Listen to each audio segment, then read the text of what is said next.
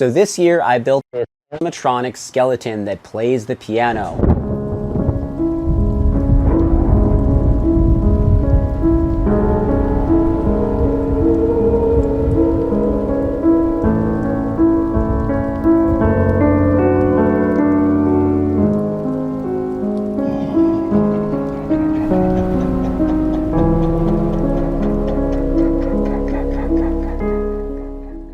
So I've had this idea for like 10 years that I wanted to make a piano playing illusion. There was a YouTube video that I found, I think it's like 17 years old now, of someone who made the Pepper's Ghost illusion, and in their bay window going into their living room they had a real piano, and then they had made a video of their daughter playing the piano and then did some post-editing to make a green aura around her. They had it set up so that it looked like she was playing the piano and then she would disappear. It played Moonlight Sonata, and I always thought it was just the most haunting and beautiful kind of Halloween scene I wanted to recreate. So this year I actually saw somebody post a video of a Pepper's Ghost illusion they did in a little mausoleum they made, and they explained that they used window film to create the glass panel. And that was always the hindrance for me, is that I did not want to go spend the money or the hassle of getting a huge piece of glass to do a Pepper's Ghost illusion. So I saw that video and I picked up some window film and I made a 6-foot by 8-foot frame. I brought it into the garage. I figured I'd either make a scene with the piano here like this, and then put the skeleton off to the side, positioned like it was playing it, and then have that illusion fade in and fade out with some LED lights. I thought if that didn't work, maybe I would use a projector and shine that and then have that go into the Pepper's Ghost illusion. So we brought the 6-foot by 8 piece out here and we started trying it out, and it was just really difficult to get it to look like authentic, like the illusion was in the middle of the scene. I think if I had more depth in the garage, perhaps it would have worked, but after like an hour of playing around with it, I just decided that it wasn't going to work good enough to go through with. So plan B was to see if I could make an animatronic skeleton playing the piano. I looked up some different videos on how to make a swaying motion with the skeleton, and there's some great videos out there. Wicked Makers had his one on how they did the pirate skeleton, but you know, there's a lot of moving parts on that, and I just kind of wanted to get this build done because it was already like about 10 days out to Halloween. So I took the wiper motor, I cut a piece of aluminum, I put a machine bolt through it, put the PVC onto it, and I was like, if this can just rotate through the bench and work, then awesome. And it did. It ended up being one of the easiest animatronic builds that I've done. Everything just worked out perfect on the first try. I didn't have to do a lot of playing around to get things working correctly. I do plan on doing a full tutorial on how to do this later, but for now this should give you a lot of ideas. Okay, so for the skeleton, you could do this with any skeleton. I happen to use this one I got from Amazon, which is actually the same one I used for the Pumpkin Brewmaster video I did, and you should definitely check that out. What's great about this skeleton is all of the joints just pop in and move freely, so there's no little tiny screws that you have to take apart. And so as you can see here, I've got the arms just rotating freely in the sockets, and then the legs are just attached with a bit of wire, and I have them totally rotating freely as well. And then I have PVC running up the spine about halfway up, and then I have a 1/4-inch threaded rod that's in the upper spine that I bent so that I could keep the right shape in it. It stops right about here. And then going up in the neck through the head is a piece of 14-gauge wire, and that allows the head to spin freely on that, and it's strong enough wire that it also keeps the right angle so the head just doesn't droop down. I wanted the skeleton to have a very ghostly, tethered look, so I draped creepy cloth over it and then frayed it, glued it to a few places of the skeleton with some spray adhesive, and then gave it a light misting of black spray paint to make it look more aged. I added some black cloth over the bench just to hide the motor and everything, and then taped everything to the floor so it wouldn't get caught up in the motor. I really liked how this turned out. I didn't want to hide all of the bones of the skeleton, so this allowed you to still see them, and at night with the light shining from inside, it gave it a really cool glow and just added such a special effect. Now for the swaying motion, I started off by making a sacrificial bench since I wasn't about to drill a bunch of holes into my nice bench that goes with my piano. So I made this one with some 1/2 inch plywood and 2x4s for the base, and then I painted it black.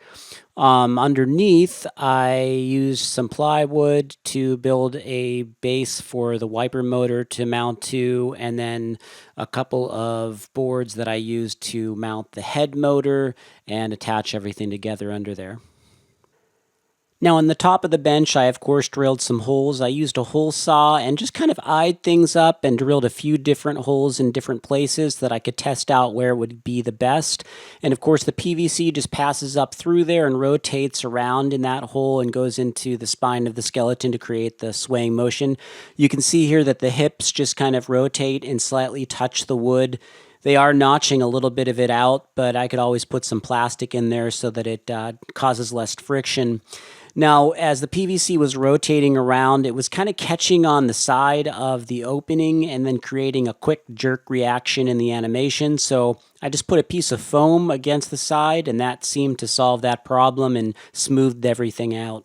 So here's the wiper motor I used, and instead of mounting it directly to the base, I used this extra piece of plywood and then strapped it down with some of these metal straps. And that way I was able to move this piece of wood around really quickly by screwing or unscrewing it until I got the right placement for the wiper motor. Now for the arm on the motor, it's definitely rough around the edges and not all refined, but it did the job. So I cut a piece of aluminum to about 3.5 or 4 inches, drilled a few holes through it, and then I have a machine screw coming up from underneath that went into the PVC. And it worked out pretty well at first, except that the PVC would always rotate, and a certain point in the rotation, it would kind of catch on the threads of that screw and then drop quickly and create an uneven motion. So what I did is I took this silicone tube and used a heat gun and just molded it over the nut. And then it goes about 12 inches up into the PVC, and that allowed the PVC just to kind of rotate around without ever really having any binding or uneven movements, and that worked out really well. And then I have a speed controller hooked up to the wiper motor, which allows me to dial in exactly how fast or slow I want the swaying motion to be. It has a power on-off switch, and this is actually the same setup I used on my carving pumpkin skeleton and the pumpkin brewmaster. I have a diagram of how to connect this all available, and I will leave a link in the description for that. Now to make the hands into the shape like they're actually playing the piano, I just used a heat gun and I bent the wrists and the fingers into the shape I wanted. Then I took a piece of fishing line and I tied it to the wrist, and then my piano conveniently has this hinge and this little ledge for the sheet music to sit on, and I was able to wrap the line around there and tie it. And then that kept the wrists in place, and the swaying motion of the skeleton allowed the hand to kind of move back and forth and look kind of realistic. But then I took it a step further and I tried tying some fishing line around a few fingers, and then I connected that down below the piano. I just put a little screw under there, and of course, if you wouldn't want to screw into your piano, you could also use a piece of strong like Gorilla Tape. And that allowed the fingers to actually press the keys down every rotation, which I thought was kind of like the icing on the cake for how it was looking. And for the left hand, I basically did the same thing, connecting it to the piano with the fishing line and the hinge. And the only thing I did different here is I tied the line that was going around the fingers to the bench instead of under the piano, and that also worked to get the fingers to press the keys down every rotation. Now for the legs, I have the left leg screwed into the bench here, and for the most part it is stationary. But the right leg is the beneficiary of one of these really cool secondary motions that I love that happens when I'm making these animatronics, and it almost looks like it's actually using the sustain pedal. And then down on the toes, I just had connected it with a zip tie and a little bit of elastic just to keep it in place but still allow it to move around. Okay, for the head movement, I added this 1x4 board to the base and then mounted this small motor to it. This is just a cheap motor I got from Amazon. It's 3 rotations per minute. And then I added this piece of aluminum to it and a machine screw with a washer, and I drilled a small hole through that washer, attached some fishing line, and then that fishing line runs up through the bench. I drilled a hole through the bench, and I happened to have this spacer with a little flange on it that was perfect so that the line wouldn't rub up against the wood. And then that just travels up to the skeleton's shoulder blade where I have an eye screw in there, and that keeps the line from getting caught on things. And then it travels up to the skull where I have another eye screw attached, and that's what pulls the skull back and forth. And as far as the placement of this little eye screw, it's just a little trial and error. I moved it around to some different places. I connected it to the jaw at one point, but this particular spot seemed to work best. And then I tried taking some elastic and connecting it from the shoulder blades up to the skull to kind of tension up and firm up the movement of the skull so that it wouldn't rotate so freely and swing like this. But then I really decided I liked the way that this looked. When the skeleton was playing and this random movement would happen, it just gave this nuance to it all and made it look like he was really feeling the music. And you can see a good example of that here. This is a video I took before everything was finished, but even at this point, I was super stoked with how good it looked. And then a cool thing about having two motors is that every rotation they interact a little different, which gives a less repetitive motion to the head and adds to the realism. Now I had to add this little eye hook as a guide for the fishing line because at one point it came out and it had caught on the motor arm, wrapped around it and stripped the gears. And while it did work after that, I just decided I didn't want to deal with any problems, so I turned the head motor off, and then that's what you see here. This is just the swaying motion pulling the fishing line. Now for the piano, fortunately my office is right off of the garage and that's where I keep it. This is a digital upright piano, so it's still heavy but not quite as bad as an acoustic piano, and it wasn't too difficult to drag into the garage. And this worked out great, although I would have loved to have a more antique looking one. So I'm thinking the next year I may attempt to build some type of foam or wood shell that I can fit over it to look like an old antique player piano. Now aside from not being as heavy as an acoustic, this piano has a very large built-in speaker, so I was able to plug my iPad directly into that and not have to worry about any external speakers, and it was plenty loud. For the sound, I took a track of Moonlight Sonata by Beethoven and I edited it and added some spooky, eerie sound effects, and then I uploaded that to my YouTube channel and just played that on loop through the iPad, which plugs into the piano. Now, as much as this was all focused on the animatronic, it was the scenery, the lighting, and all of the details that tied everything together and really created that magical, spooky ambience. Now, the garage facade I had made the previous year, and that's from white foam, and it's coated with dry lock and some paint.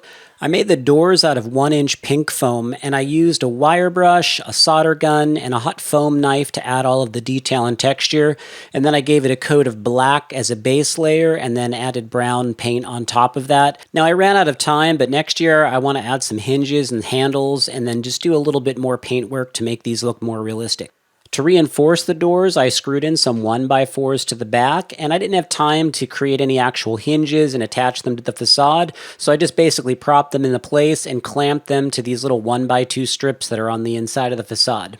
And then I had the door set up at an angle that would hide all of this area on the side of the garage here.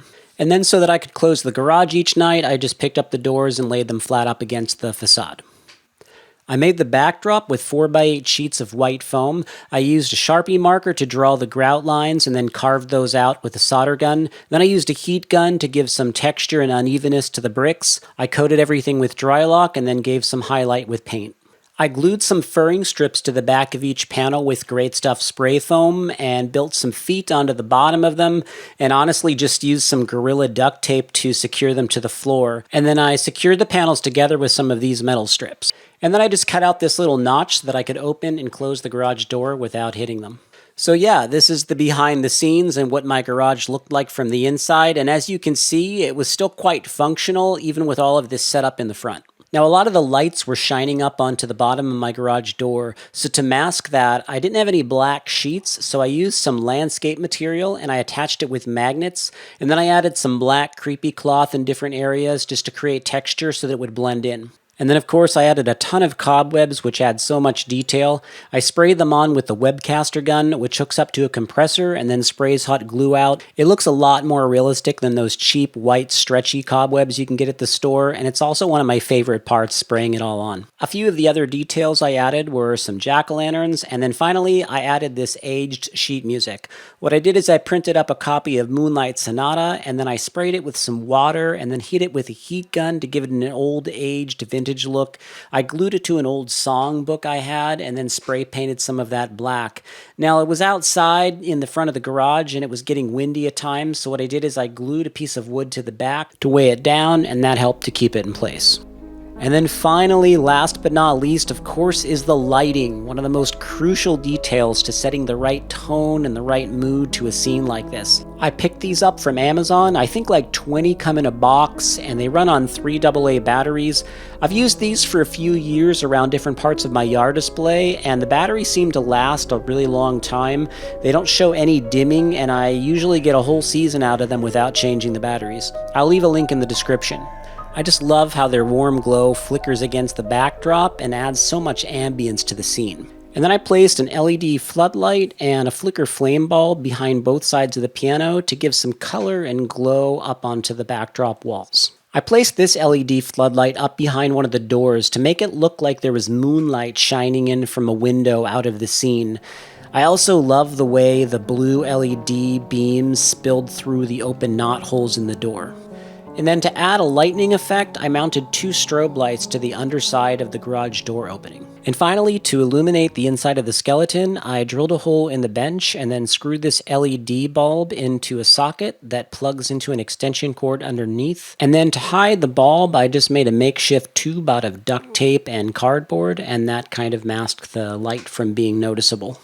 Now, before I took everything down for the year, I thought I would try to change up the music, the lights, and the speed of the wiper motor, and I'm glad I did because it ended up really working well. I tried some real up-tempo songs and sped up the motor, and it really looked in sync with the music. I still plan on using Moonlight Sonata as the main song for next year because I like that vibe, but I think I'll make a show with some changing colors and songs to just shake the energy up, especially on the nights leading up to Halloween. Again, I did this whole project kind of on the fly. There's a lot of little details that I wasn't able to attend to, so I plan on enhancing this for next year. If you are interested in replicating this, you could definitely do this. I think it would work with just about any piano. All you need to really do is build a sacrificial bench and then set up the motors like I did, and you can get this same kind of scene going in your yard haunt or wherever you want to do it. I'm Dennis with Dead On Design. Thanks for watching.